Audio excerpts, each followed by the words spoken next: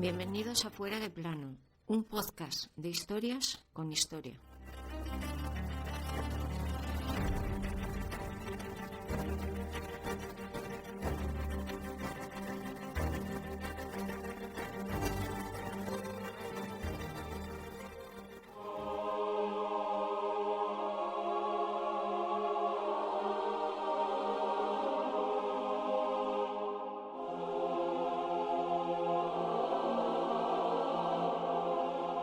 Seguro que habéis oído o utilizado alguna vez la expresión mantenerse en sus 13. Pues bien, la mayoría de los autores concuerdan en que el origen de esta expresión se debe a nuestro protagonista de hoy, Pedro Martínez de Luna y Pérez de Gótor, más conocido como el Papa Luna o Benedicto XIII. De ahí la frase, por cierto. Un papa que fue papa solo de algunos y que el resto lo conocerían como el antipapa. Hoy os traemos su curiosa historia.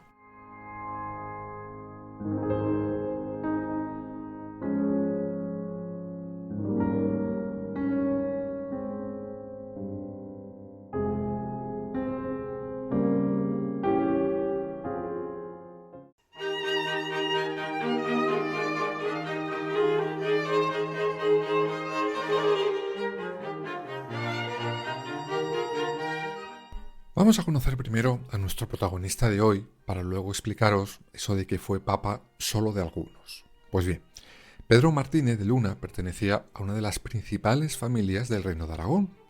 Nace el 25 de noviembre del año 1328. Por eso aprovechamos esa fecha para traeros su curiosa historia. La familia estaba emparentada con reyes y arzobispos. Habían participado en grandes batallas y habían acabado ligados a la Casa Real de Aragón. Nuestro protagonista de hoy era el segundo hijo varón y, como mandaba la tradición en aquellos años, su carrera estaba escrita: la Iglesia. Estudiará Derecho Canónico en la Universidad de Montpellier, en donde destaca como alumno. Poco después, por cierto, lo harán también como profesor. Será nombrado además cardenal por el Papa Gregorio XI. Y aquí vamos a hacer una breve parada para explicar que ese Papa no estaba donde os pensáis.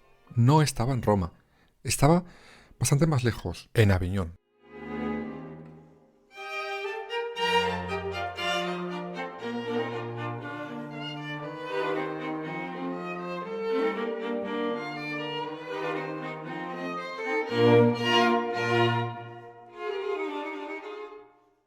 Pero, ¿qué hacía un papa en Aviñón y no en Roma? Pues para eso nos tenemos que remontar unos cuantos años antes. Aviñón a principios del siglo era una ciudad floreciente del Valle del Ródano, que valdría en aquellos años, por ejemplo, a la propia Florencia. Pero en esta transformación de la ciudad, quien jugará un papel decisivo fue un papa en concreto, decidiera poner sus santificadas posaderas en el trono de San Pedro, pero no en Roma. Ese primer papa fue Clemente V. Allí llega el 9 de marzo del año 1309. Se instala en un austero convento de los dominicos. ¿Pero por qué? Bueno, pues básicamente porque Roma era un hervidero de arpías, malas artes y luchas enormes entre las grandes familias del lugar. Vamos, que el Papa se sentía mucho más tranquilo y más libre fuera de Roma. De hecho, Clemente V nunca llegó a tomar posesión de su cargo en la ciudad eterna. Y así, en esa ciudad, vivieron desde ese 1309 hasta 1377 7 papas, incluido, como hemos dicho, Gregorio XI, el que nombra cardenal a nuestro protagonista de hoy.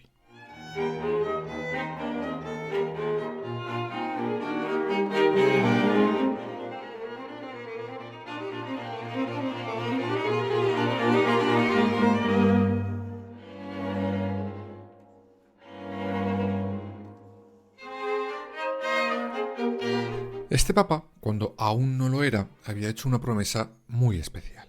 Si algún día lograba sentarse en la cátedra de San Pedro, haría volver a Roma el papado.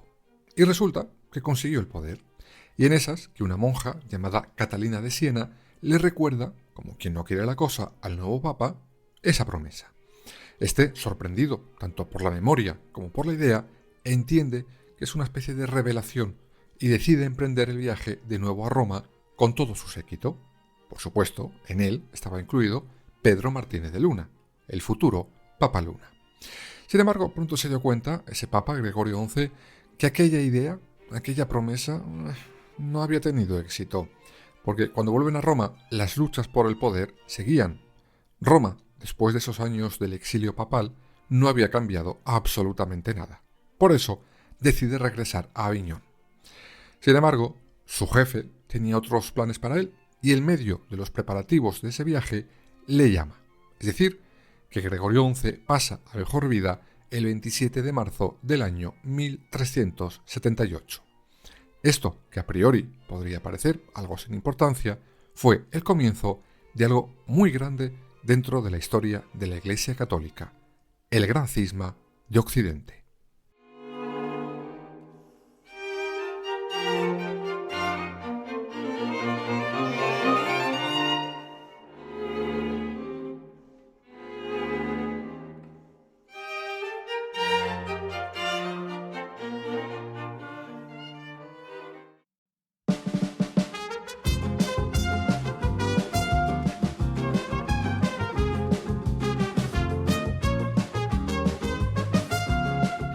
Vale, resulta que tenemos a un papa difunto.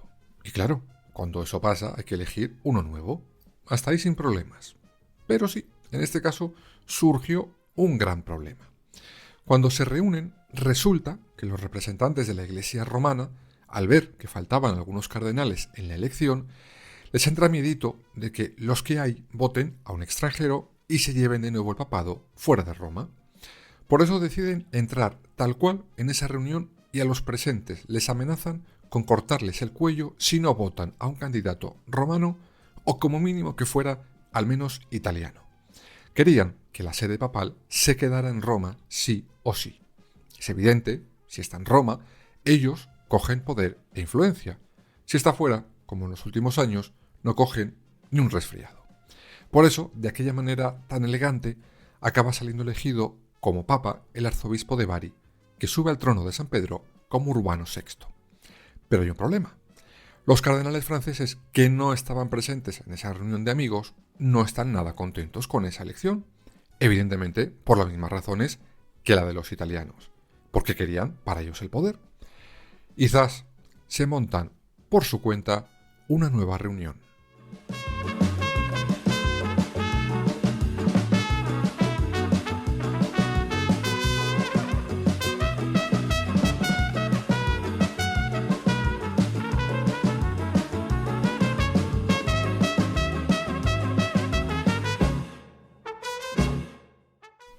Y allí se reúnen, como os decía, los cardenales franceses junto a nuestro protagonista de hoy, el Papa Luna. Y llegan a una primera conclusión. La elección de Urbano VI no vale. No la reconocen. Lógico, ¿no? Entonces, si no hay papa, siguen estando en periodo de silla vacante. Y si están sin jefe, pues hay que elegir uno. Así es como los franceses nombran a Roberto de Ginebra nuevo papa. Él subirá a ese papado con el nombre de Clemente VII. Él asienta su corte de nuevo en Aviñón. Pero resulta que Urbano VI, el papa elegido por los italianos, dice que él no se va, que él es el papa. Y punto. Y se queda en Roma ejerciendo esas labores, como por ejemplo la de nombrar a sus propios cardenales. Así que con esto tenemos el gran cisma de Occidente. La Iglesia Católica tiene dos papas. ¿No querías uno? Pues toma 2 tazas.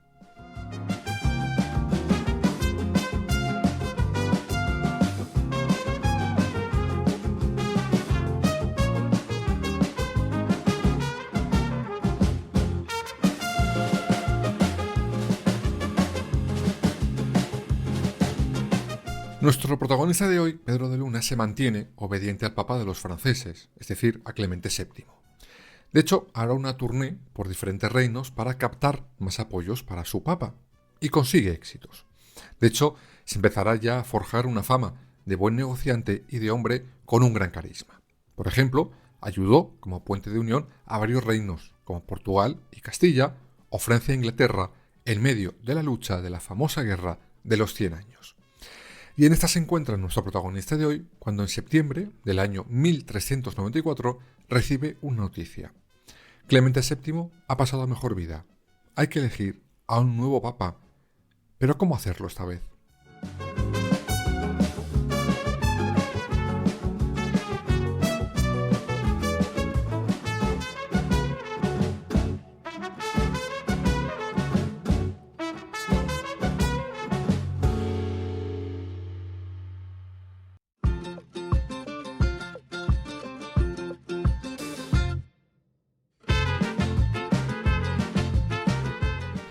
A todos se les presentaba un doble camino: repetir de nuevo lo ocurrido años atrás con el cisma de Occidente, o intentar unificar posturas y por tanto elegir un nuevo papa para todos.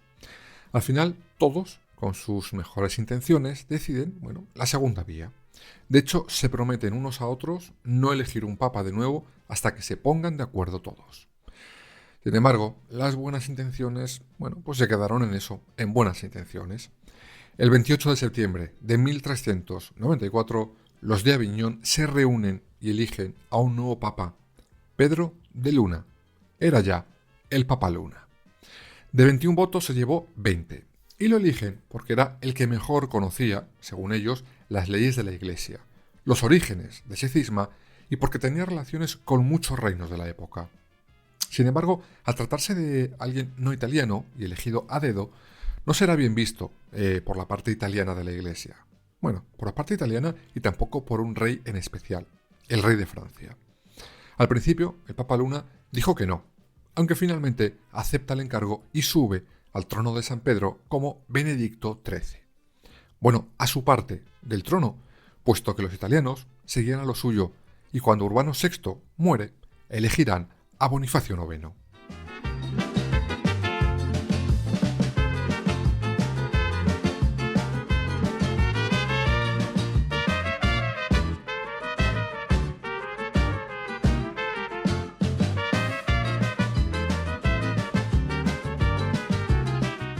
Una vez sentado en la silla de San Pedro, el Papa Luna desechará por completo la idea de renunciar y acabar con el gran cisma. Y todo a pesar de haberlo defendido mucho antes de ser elegido nuevo Papa. Este empeño en no renunciar, a pesar de las presiones de Roma, es por lo que la expresión con la que comenzamos este capítulo ha pasado a la historia: mantenerse en sus 13. Hace, como no, referencia a que Benedicto XIII se mantuvo en ser Benedicto XIII. Pero, ¿y mientras, en Roma qué pasaba? Pues que la estaban todavía liando más. Vale, tenemos al Papa Luna por un lado, un papa. En Roma tienen otro nuevo papa, Gregorio XII. Y en esa se produce una nueva reunión para intentar acabar con el cisma y esa bicefalia absurda. Es lo que se conoce como la Cumbre de Pisa. Y allí deciden nombrar a un nuevo papa, Alejandro V. Sin embargo, se encontraron con un pequeñito problema. Ni Gregorio XII por un lado, ni el Papa Luna por el otro estaban dispuestos a renunciar a su cargo. Así que, después de la Cumbre de Pisa, nos encontramos con que la Iglesia Católica ya no tiene 2 papas, ahora tiene 3.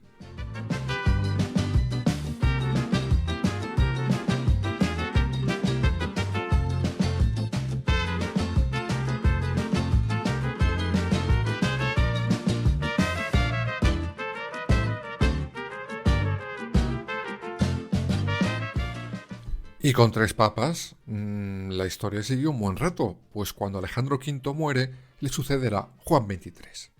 Este decide convocar una nueva reunión, esta vez en Alemania, en Constanza. Allí se suponía que una vez más cerrarían para siempre el gran cisma de Occidente. Esperad, no sea que al final acabemos esta vez con 4 papas. Pero no, Juan XXIII acaba deslegitimado. Vale. Pues de 3 volvemos a pasar a 2. Gregorio XII decide renunciar. Vale, nos queda solo uno, el Papa Luna. Si este renuncia y eligen entre todos a uno nuevo, todo habría acabado. Sin embargo, el Papa Luna decide mantenerse en sus 13 y no renuncia. Sin embargo, ya no tenía casi poder. Por eso, nuestro protagonista de hoy decide marcharse a Peñíscola con sus escasos fieles. El cisma había terminado con esa reunión en Constanza, pero seguía teniendo un papa y medio.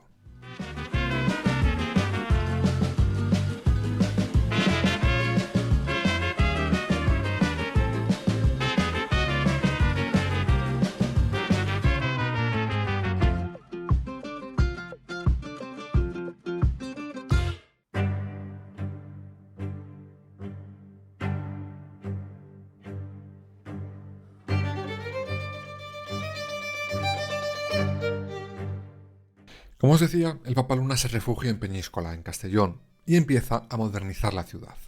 Tanto que rehabilitará su castillo templario y lo convierte en un gran palacio. El Papa Luna será un hombre culto, dedicado a eso, a la cultura. Crea una de las bibliotecas más importantes de la época, con grandes obras de teología, filosofía, arquitectura, medicina, pero también de alquimia y magia. Y sí, curiosamente, esto de la magia y las hechicerías será algo que lleve el Papa Luna como fama toda su vida y que ha llegado hasta nuestros días. Estas obras ocultas harán que se acuse al Papa Luna de hereje y de practicar cultos demoníacos. Se dijo que tenía, por ejemplo, en su poder un libro secreto llamado Códice Imperial. Para resumiros, dicen que esto es un libro creado por el emperador Constantino. En él se dice que estaban escritos grandes secretos de la Iglesia, que quien lo leyera vería cómo su fe se hundía por completo. Aseguran que ese libro solo estaba en poder de los papas desde que Constantino lo escribiera, pero que el Papa Luna, cuando sale de Roma, se lo lleva con él, y después de él, nunca más se supo de su paradero. ¿Será verdad?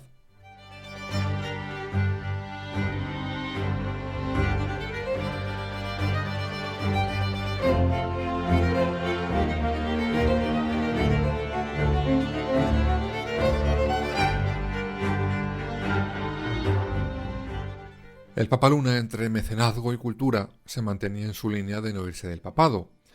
Sobrevive además a varios intentos de envenenamiento de los que sale completamente ileso. Pero nadie es eterno, por muy papa que seas. Finalmente, por causas desconocidas, el Papa Luna se reunió con su jefe el 17 de mayo del año 1423. Dicen, eso sí, que convencido hasta el último segundo de su vida de su legitimidad como papa. Aseguran, de hecho, que sus últimas palabras fueron Papa Sum. Y con eso, chimpún.